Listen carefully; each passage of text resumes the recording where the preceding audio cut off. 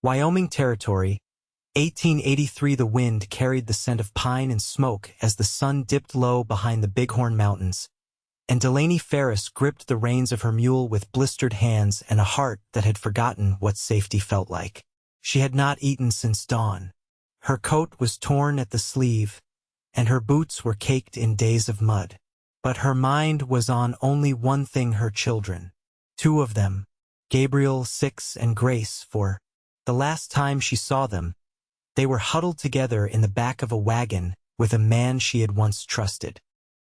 A man who had promised to keep them safe until she returned from fetching supplies in town. He had vanished with them instead. Delaney had been searching ever since. Tonight, though, her legs gave out before her resolve did.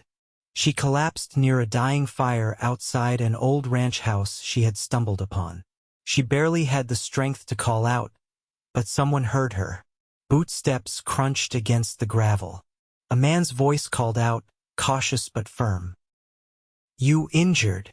Delaney forced herself up on an elbow and looked up into the eyes of a man with a rifle across his back and a face weathered by both sun and sorrow. He had a scar on his cheek and hair the color of dark sand. His eyes were a deep, steady blue. His name, she would learn later, was Alden Tate. "No," she rasped. "Just tired. Please. I need help." He crouched beside her without hesitation and offered her a canteen. "You alone?" "No," she whispered. "My children. They were taken." Alden's jaw tensed. He helped her sit up, real gentle, like he was used to handling fragile things. "When?" "5 days ago. From south of Buffalo. I tracked them as far as the Cheyenne crossing, but the trail went cold." Alden stood up and looked toward the house. "You are staying here tonight. You will eat. You will rest. At first light, I will help you find them." Delaney blinked up at him. "Why would you help me?" "Because no child should be out there alone. And because you look like you have not stopped running since the day they were taken." He offered his hand. She took it. Inside the modest ranch house, Alden set a plate of beans and bread in front of her and poured her coffee. The place was neat plain-wood walls, a single cot, a rifle over the mantel. A man who lived alone and liked it that way. "Why are you out here by yourself?" she asked, her voice still hoarse. Alden sat on the edge of the table, eyes on the fire. "I used to ride with a cattle outfit. Got tired of the noise. Bought this land 2 years ago. Been quiet since." Delaney nodded slowly. "I used to be married. He died a year ago. Fever. I was taking care of Gabriel and Grace on my own. Until I made a mistake." Alden looked at her carefully. "You trusted someone." She nodded, shame burning in her throat. He leaned forward. "You will get them back. I promise. You do not even know me. I do not have to. I know what it means to lose something you love." Delaney looked down at her scratched hands. "Will you still be here tomorrow?" Alden's voice was quiet but steady. "Everyone after that too." She looked up at him then, something fragile waking inside her for the first time in months. She did not say anything. She just nodded. The next morning, Alden had 2 horses saddled and coffee brewed before dawn. Delaney emerged from the spare room, her hair tied back and her shoulders squared. She was ready. They rode hard all morning, following the old wagon trail east toward the Powder River. Alden stopped often, scanning the ground for tracks, reading the land like it spoke to him. Delaney watched him, how patient he was, how focused. He spoke little, but when he did, it was always something useful or kind. By mid-afternoon, they found signs, broken branches, a piece of cloth snagged on a bush. Delaney's pulse raced. "They are not far," Alden said. They made camp that night in a hollow beneath a ridge. Alden built a small fire and handed her a blanket. She sat close to the flames, her hands trembling. "I am scared," she admitted. "That is not weakness," he said. "That is being a mother." Delaney looked over at him. I do not know how to thank you. You do not owe me thanks. She was quiet a moment, watching the firelight flicker against his face. Why are you really helping me? He met her eyes. Because you looked at me like I mattered, like someone worth trusting. And I could not walk away from that. Delaney swallowed hard. I never thought I would trust a man again. You do not have to. Just trust me now. She nodded. I do. The next day, just past noon, they found the camp. It was tucked in a ravine near the river. 2 wagons, a tethered horse, and a man sitting by a cook fire. Delaney's breath caught. She knew that man, Levi Harrow, the one who had promised to keep her children safe. Before she could move, Alden stopped her with a hand on her arm. Let me speak first. She watched as he approached the camp, calm and unarmed. Levi stood, surprised, then defensive. What do you want, stranger? Levi barked. You took 2 children that are not yours. They are mine now. Alden did not flinch. You have one chance to walk away. Levi reached for his gun, but Alden was faster. A single shot rang out, and Levi dropped to the ground, clutching his leg and screaming. Delaney ran past them toward the back wagon. And there they were, Gabriel, Grace, her babies. They looked up at her, eyes wide. Mama! She fell to her knees, sobbing as she pulled them into her arms. I am here. I am here. Alden limped over, rifle still in hand, breathing hard. He will not hurt them again. Delaney looked up at him, tears running down her face. You found them. We did. She stood slowly, children still clinging to her. I do not know how to repay you. You already did, he said quietly. You gave me something to stand for again. Later that night, back at the ranch, the children curled up together on the cot, safe and warm. Delaney stepped out onto the porch where Alden stood, watching the stars. She reached for his hand. He took it, and for the first time in a long time, something steady and good settled in her chest. She looked at him. Will you still be here tomorrow? Alden turned to her, eyes soft. Everyone after that too. The first frost came 3 mornings after Alden brought them all back. Delaney stood at the edge of the pasture, her shawl tucked tight around her. The grass had crisped white overnight and the horse's breath steamed in the cold.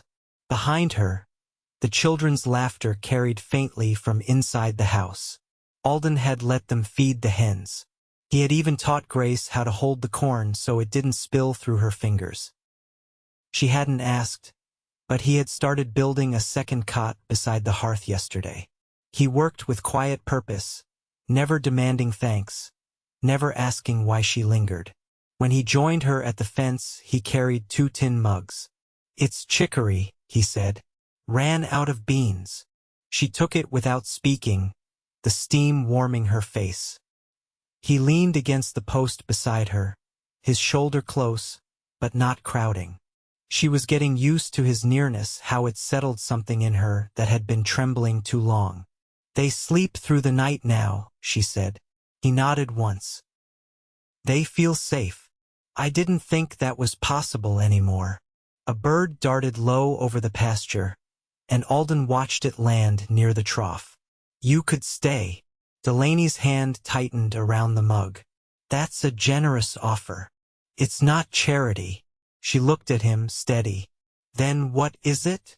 You and those children belong somewhere that doesn't vanish when the wind turns. Thought maybe this could be that place.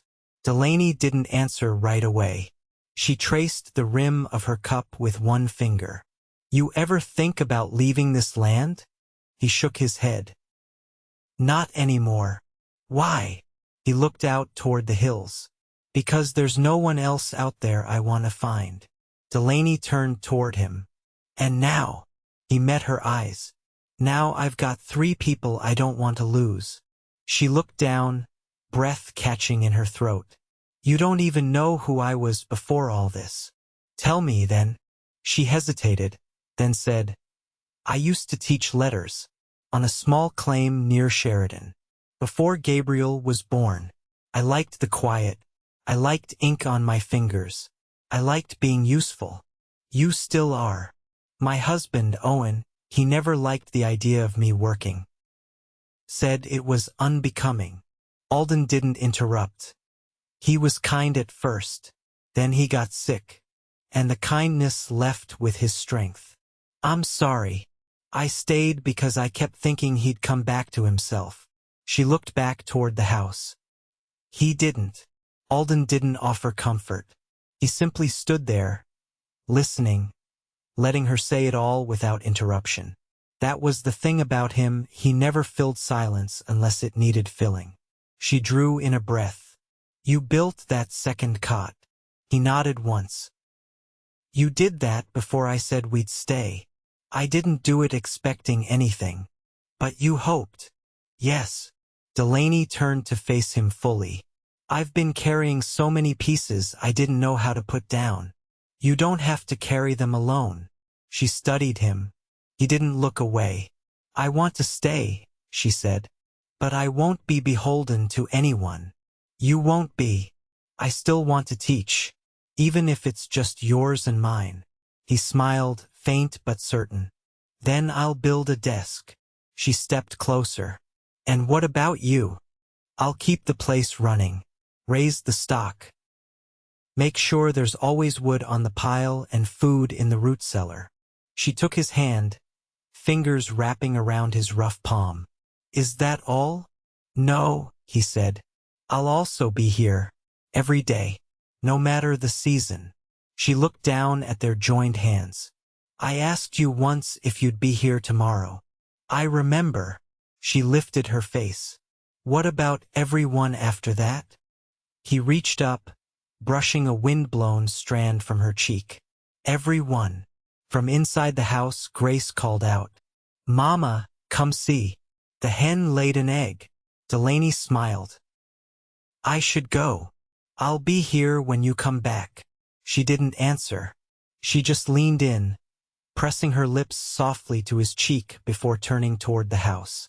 Alden watched her go, the warmth of her touch lingering long after she disappeared inside. Then he turned back to the fence post, eyes on the pasture, heart steadier than it had been in years. He had meant what he said. And now, for the first time in a long time, he wasn't waiting on the past to come back. He was waiting on her. The snow came early that year, tracing the ridges in white long before the valley floor surrendered to winter. Delaney swept the porch with a stiff broom, pine needles crackling underfoot, the cold stinging her wrists where her sleeves left skin bare. From inside the cabin, the muffled sound of Gabe reading aloud carried through the window, his voice slow, careful. She paused to listen, heart lifting at the rhythm of his words. Alden stepped around the corner of the house, hauling a sack of oats over one shoulder. His coat was dusted with snow, and a streak of dried mud clung to his collar where the mule had kicked up a mess near the creek. Barn roof's holding, he said. Thought the weight might push through, but it's sound. Delaney turned toward him, brushing her hands together. I watched a hawk circle low over the ridge this morning. First one I've seen since the season turned. They follow the mice when the fields go bare, he said, setting the sack down by the steps. Smart birds. She looked out past the trees, the land quiet beneath its blanket of white. I used to dread winter. Meant being shut in. Meant hunger sometimes. Now it feels different. Alden stepped up beside her, his shoulder just shy of touching hers. Feels like waiting on something good? She nodded. Something steady.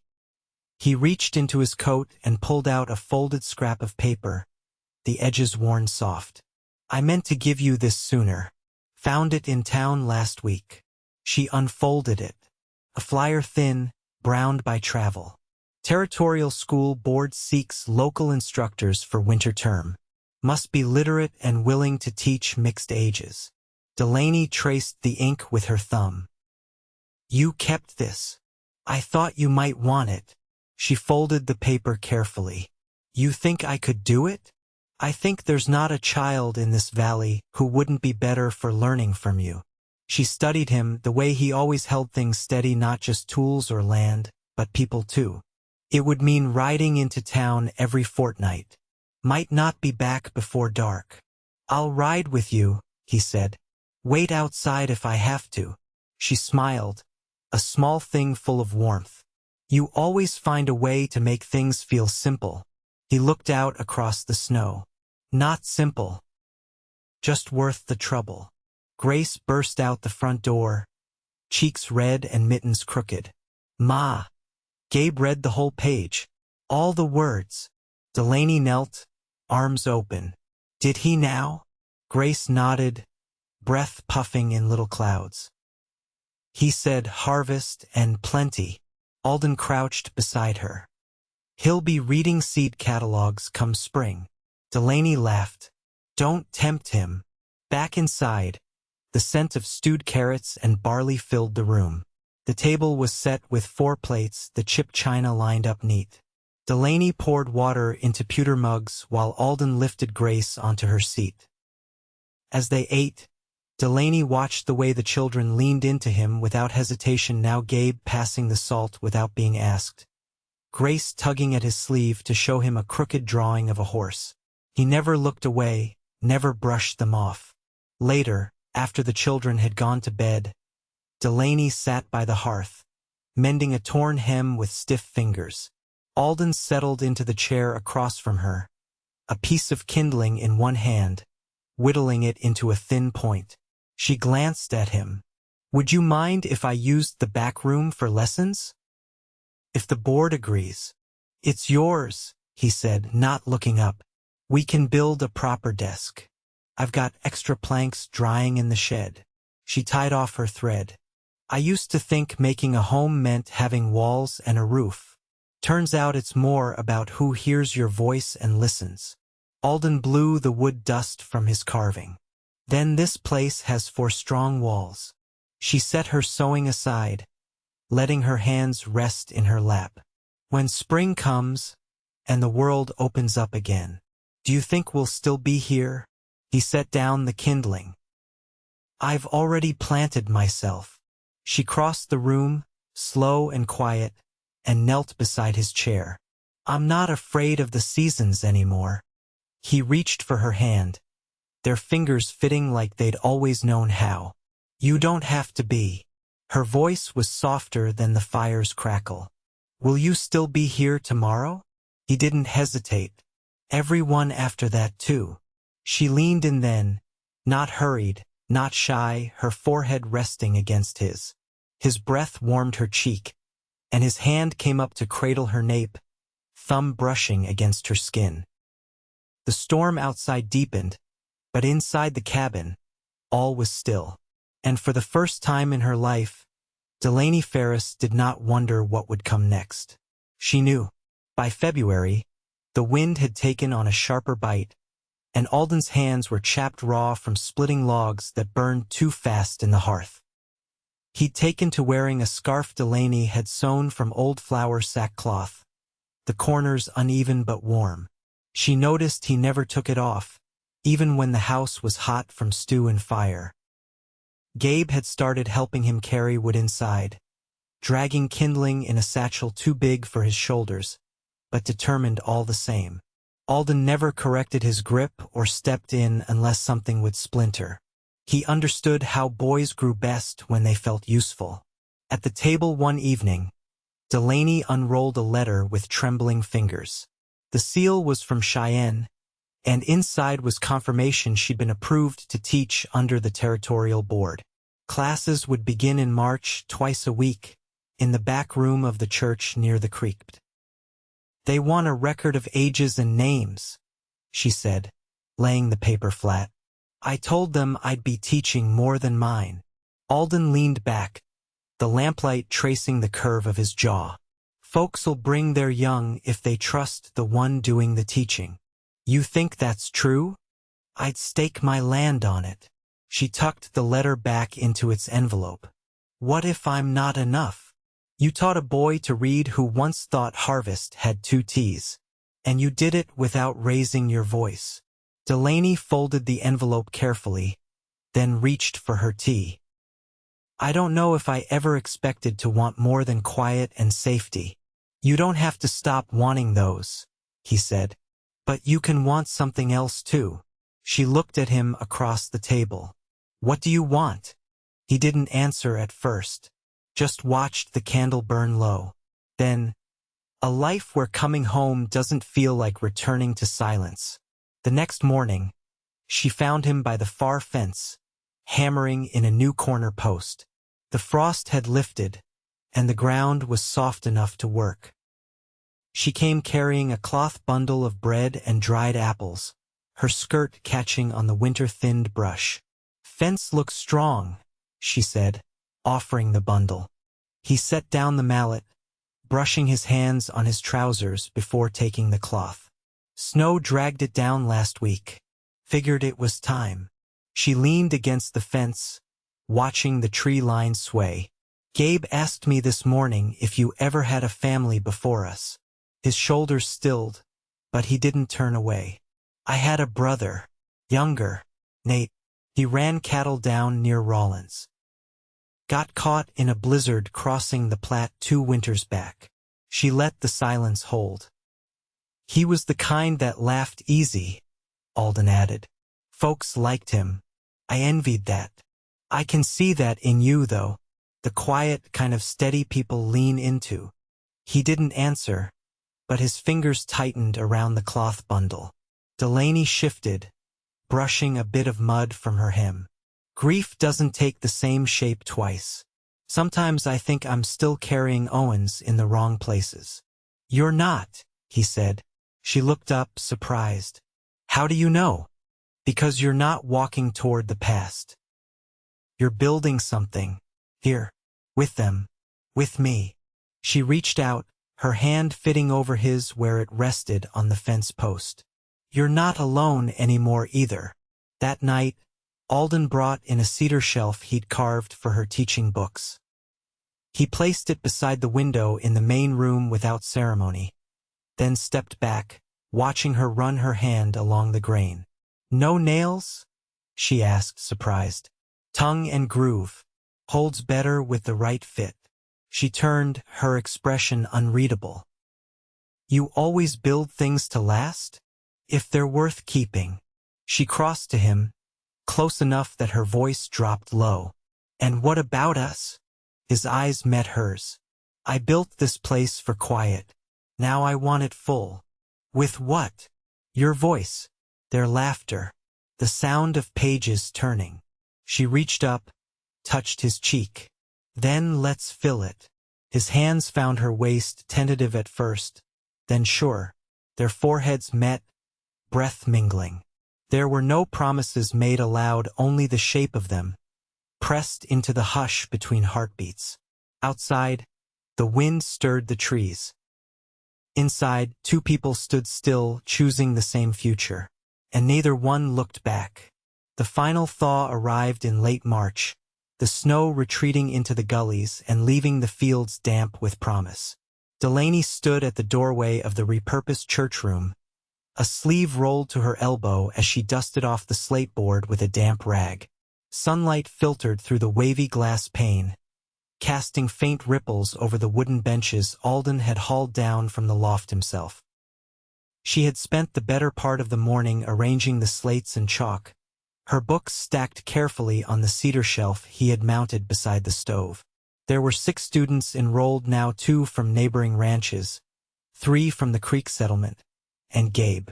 Grace sat in the back each day, pretending not to listen but mouthing every word just the same. Outside, hooves approached slow and steady. When she opened the door, Alden was dismounting, holding a small parcel wrapped in oilcloth. Stopped by the mercantile, he said, handing it over. Figured you'd want it before the week's out. She unfolded it to find new chalk, finer than the stub she'd been using, and a small stitched pouch of dried lavender. I didn't ask for this, she said, touching the pouch. You don't have to ask, he said. She looked up at him, her hair caught back with a strip of cotton, and there was something in her expression that had not been there before. Ease, maybe. Or the quiet understanding of being seen without having to explain. "I've been thinking," she said, stepping back into the room to set the packet on the shelf. "Once the weather holds, I want to start a garden. Something small. Beans, maybe. A few rows of potatoes. I can set a fence," he said. "Keep the deer off." She turned toward him. "And if I plant rhubarb, that might last us more than a season. You planning on staying past one?" "I don't plan on leaving, Alden." He nodded once, not as surprise, but as confirmation of something they both already knew. That evening, after supper, Gabe and Grace were curled together on the braided rug near the hearth, trading lines from the reader. Delaney sat at the table, a length of cloth in her lap, stitching a hem she'd started before the winter came. Outside, the wind carried the scent of thawed earth and pine resin. Alden leaned in the doorway, watching the children, then looked toward her. "There's a patch of land up behind the east fence. Gets good light. Near the blackberries. For the garden? For whatever you want it to be." She set the cloth aside. "I've never named a place before. Then we'll find one that fits." She stood and crossed to him, her hand settling against his chest, just over the woven fabric of his shirt. "We already did." He reached up, brushing his thumb along the ridge of her jaw. "You sure?" "I'm sure." He kissed her then, slow and steady, his hand at the small of her back. She leaned into it without hesitation, her breath catching only once before it deepened into something rooted. When they parted, she rested against him, her voice low. "You built this life piece by piece. I didn't know where I'd find mine again." "You found it right where you put it down," he said. "You just needed a place to pick it back up."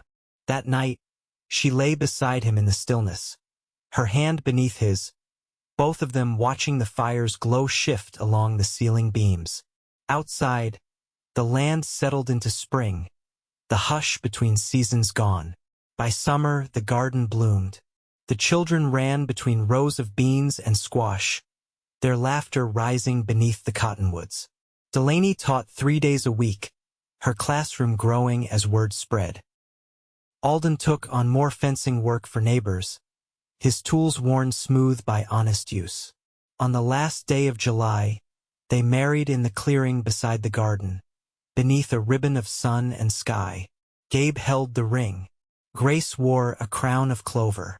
There were no grand words, only vows spoken like truth already lived. In the years that followed, their home grew. So did their love. Not in grand gestures, but in the daily things: coffee poured before the sun rose, a coat mended without asking, a child lifted from sleep and carried to bed. Their hands found each other in silence, in work, in rest. When the nights turned cold again, the fire never died. Alden would pull her close beneath the quilt she had sewn the first winter, and she would press her ear to the sound of his breathing, steady as the land they had claimed together. They never spoke of the days before, only of what came next. And for every tomorrow that followed, they greeted it side by side, hearts full, hands joined, home made not of walls, but of one another.